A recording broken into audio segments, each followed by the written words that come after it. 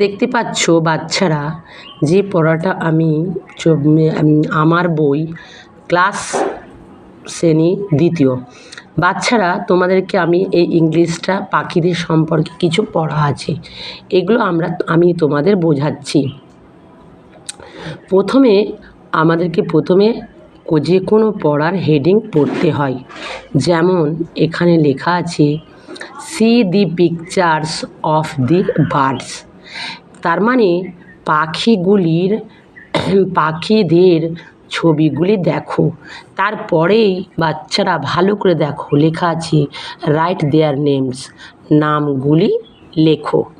এখানে আমি প্রথম পেয়ে যাচ্ছি, এইটা তোমরা সবাই জানো, সবুজ কালারের টিয়া পাখি হয়। টিয়া পাখিকে ইংলিশে বলা হয় প্যারট। তারপরেই আমি পাচ্ছি কাক্কু মানে কোকিল। দেখো, আমি বাংলার ইংলিশটাও লিখে দিয়েছি এবং বাংলাটাও লিখে দিয়েছি, খুব ভালো করে তোমরা দেখে নাও এবং আমি একটা একটা করে বুঝিয়ে দিচ্ছি। এইটা হলো পিকক মানে ময়ূর। দেখতে পাচ্ছ? তাহলে আমরা এখানে তিনটে পাখির নাম পেলাম, টিয়া, কোকিল আর ময়ূর। শেষে আমি পাচ্ছি ইন্ডিয়ান রোলার, এই পাখিটা আমরা পেয়ে যাচ্ছি। মোট আমরা চারটে পাখির নাম এবং পাখিগুলো দেখতে কেমন আমরা পেলাম।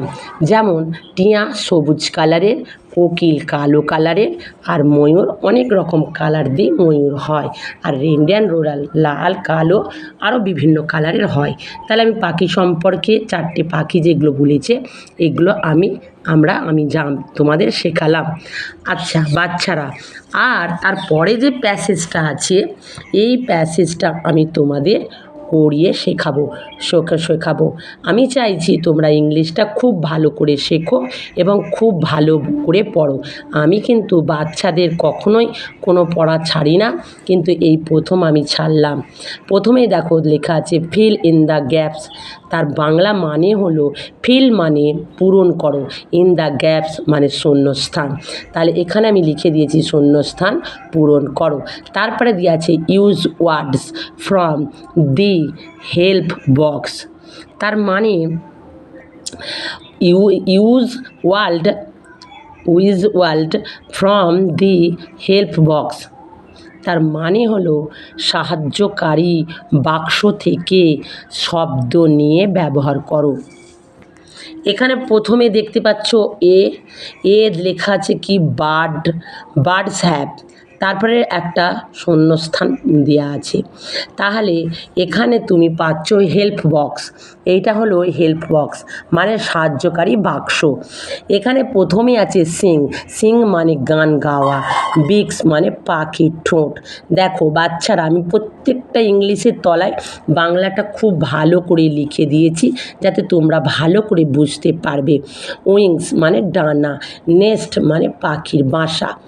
তাহলে এখানে আমি যে পড়াগুলো আমি পড়াবো, এখানে তুমি দেখতে পাচ্ছ তোমরা ওটা বার্ডস হ্যাভ, তাহলে পাখিদের আছে কি, বার্ডস মানে পাখিদের, আর হ্যাভ মানে আছে, উইংস মানে ডানা কিন্তু পাখিদের একটা হয় না, ডানা দুটোই হয়, তাই এখানে উইংস বলেছে। আর এখানে বার্ডসটা কেন বলেছে, তার কারণ হলো পাখিদের বোঝাচ্ছে, তাই এখানে বার্ডস বলেছে। বাচ্চারা এটা খুব ভালো করে মাথায় রাখবে, ইংলিশ একটু একটু পড়তে শিখলেই তোমরা ভালো করে পড়া শিখে যাবে।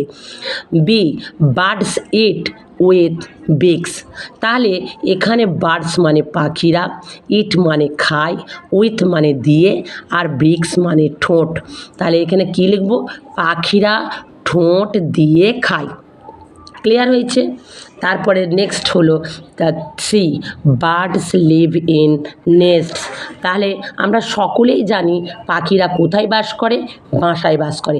বার্ডস মানে পাখিরা, লিভ ইন মানে বাস করা, আর নেস্ট মানে বাসা।